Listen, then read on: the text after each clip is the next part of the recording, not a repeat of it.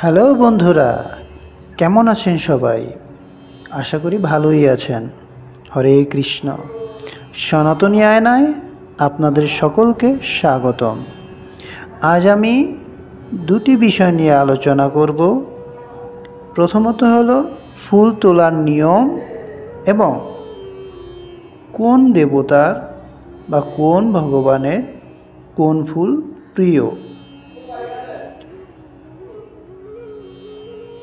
নিচে ব্রহ্মপুত্র পুরাণ, গৃহশাস্ত্র এবং বিভিন্ন আচারশাস্ত্র সংহিতা অনুসারে যা আমি পেয়েছি তাই আপনাদের সামনে তুলে ধরব।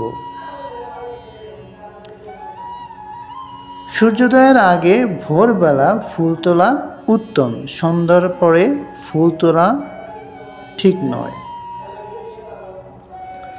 স্নান সেরে পরিষ্কার পোশাক পরে মন্ত্রজপ বা ভগবানের নাম নিয়ে ফুল তোলা উত্তম। কিছু কিছু ফুল ব্যতীত ভূমি থেকে ফুল তুলবেন না। মাটিতে পড়া ফুল ভগবানের পূজায় ব্যবহার করা উচিত নয়। বাম হাত ব্যবহার করা উচিত নয়। ডান হাত বা দুই হাতে আলতো করে ফুল তোলা শ্রেয়। অশ্লীল কথাবার্তা বা রাগের সহিত ফুল তোলা উচিত নয়। কারণ হলো কি, ফুল আমরা কার জন্য তুলছি? ভগবানের জন্য, ভগবানের অর্পণের জন্য। সেখানে যদি আমাদের মনটাই শুদ্ধ না হয়, সে ফুলটা কী করে শুদ্ধ হয়? ফুল গাছের ফোটে ঠিক আছে, কিন্তু আমরা ভগবানকে অর্পণ করছি। শান্ত মনে, একনিষ্ঠ মনে যদি ফুলই না তুলি, সে ফুলটা ভগবানে অর্পণ করা কোনো মানে হয় কি না আমার জানা নেই, আমার সম্ভবত জানা নেই। বাকিটা আপনারাই জানাবেন কমেন্টে, ঠিক আছে? আর আমরা ভগবানকে ফুল অর্পণ করি ভগবানের তুষ্টির জন্য, আমাদের পূজা মনকে আরও শান্ত করার জন্য, ভগবানকে সাজানোর জন্য। পৃথিবীর সব কিছুই তার দান, ফুলও তার দান। তাকে সন্তুষ্ট করার জন্য সামান্য কিছু ফুল দিয়ে আমরা সন্তুষ্ট করবে। সেখানে আমাদের মন যদি শুদ্ধ না হয়, সে ফুলকে ভগবানকে অর্পণ করা উচিত।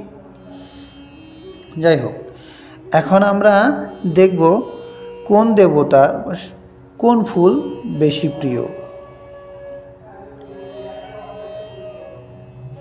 ভগবান শিব বেলপাতা, ধুতুরা, নীলকণ্ঠ ফুল খুবই পছন্দ করেন।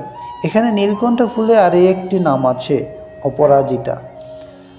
শিব পুরাণ অনুসারে ভগবান বিষ্ণু তুলসী পাতা, শঙ্খপুষ্প এবং অপরাজিতা বা নীলকণ্ঠ ফুল পছন্দ করেন। পদ্মপুরাণে উল্লেখ আছে। দেবী লক্ষ্মী পদ্মফুল, জুঁই, গোলাপ খুবই পছন্দ করেন। লক্ষ্মীতন্ত্র অনুসারে আমরা পাই।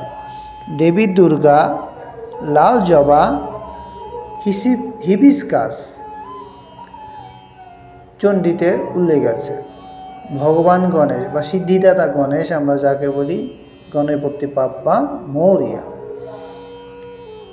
লাল জবা, দুব্বা ঘাস মূর্তি পূজার রীতিতে উল্লেখ আছে। ভগবান সূর্য লাল আরহর ফুল, রক্তজবা ইত্যাদি সূর্য উপাসনা মন্ত্রে উল্লেখ আছে। ভগবান শ্রীকৃষ্ণের গন্ধরাজ, পারিজাত, তুলসী ভাগবত পুরাণে আছে। ভগবান শ্রীরাম কানার ফুল, অপরাজিতা আঞ্চলিক আচার সংহিতা থেকে সংকলিত। সবশেষে বলতে পারি, সর্বদা নিষ্কলঙ্ক মন নিয়ে ফুল অর্পণ করুন। ভগবানের জন্য তাজা কীটমুক্ত ফুল ভগবানের পায়ে অর্পণ করা উচিত। এজন্য ভারতীয় হিন্দু ধর্মীয় গ্রন্থ প্রচলিত আচার থেকে মেনে নেওয়া উচিত বা মেনে কাজ করা উচিত।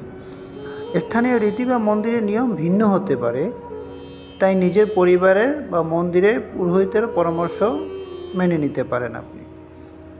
বন্ধুরা, এতক্ষণ যদি আপনাদের ভিডিওটি ভালো লেগে থাকে তাহলে আমাদের চ্যানেলটি অবশ্যই সাবস্ক্রাইব করে দিবেন এবং আমাদের পাশে থাকবেন যেন আমরা নিত্য নতুন ভিডিও আপনাদের জন্য নিয়ে আসতে পারি। হরে কৃষ্ণ। সবাই সুস্থ থাকুন, ভালো থাকুন।